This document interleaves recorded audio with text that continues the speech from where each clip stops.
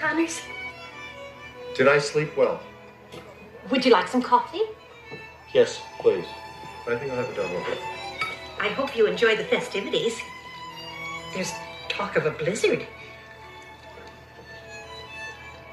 Do you ever have deja vu, Mrs. Lancaster? I don't think so, but I could check with the kitchen.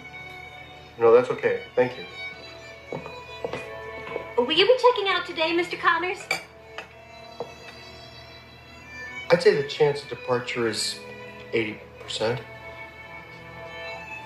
75, 80.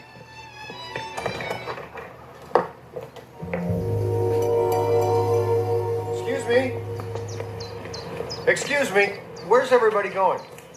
To Gobblers Knob. It's Groundhog Day. It's still just once a year, isn't it?